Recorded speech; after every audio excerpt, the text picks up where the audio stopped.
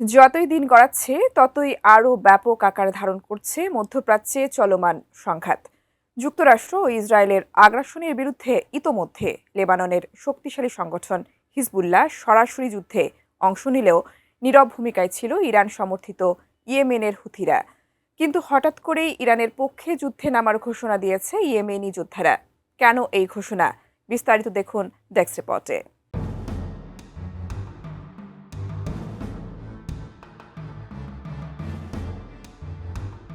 যুক্তরাষ্ট্র ও ইসরায়েলের আগ্রাসনের বিরুদ্ধে ইরানের পক্ষে যুদ্ধ করতে পুরোপুরি প্রস্তুত বলে ঘোষণা দিয়েছে ইয়েমেনের হুতি আন্দোলন। রয়টার্সের প্রতিবেদনে উল্লেখ করা হয়েছে, এখন পর্যন্ত ইরান ভালো করছে এবং শত্রুদের প্রতিদিন পরাজিত করছে। বিপরীত কিছু ঘটলে ইরানের পক্ষ হয়ে যুদ্ধ করতে সম্পূর্ণ প্রস্তুত হুতি সদস্যরা।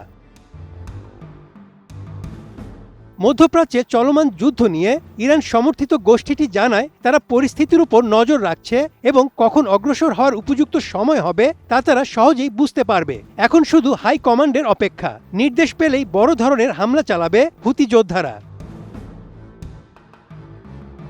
উন্নত মানের কাঁচামাল আরআইএল অ্যাঙ্গেল এন্ড চ্যানেল। এখন কাঠের দিন শেষ, আরআইএল-এর বাংলাদেশ।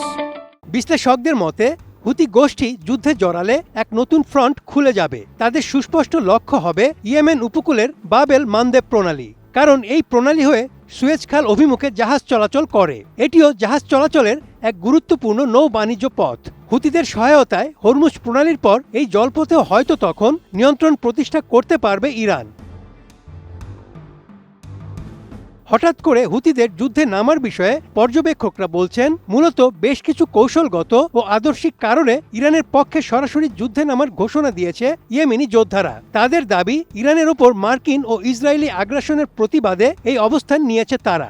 মধ্যপ্রাচ্যে পশ্চিমা ও জায়নিস্ট আধিপত্য রুখতে এবং একটি বৃহত্তর ইসরায়েল গড়ার পরিকল্পনা নস্যাৎ করতেই এই যুদ্ধে অংশ নিতে প্রস্তুত হুতিরা।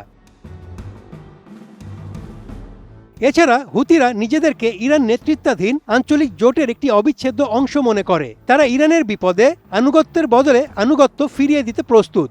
সেই সাথে হুতিরা বাবেল মানদেব প্রণালীর নিয়ন্ত্রণকে ইরানের পক্ষে একটি বড় কৌশলগত তুরুপের তাস হিসেবেও ব্যবহার করতে চায়। Desk report, ATN news.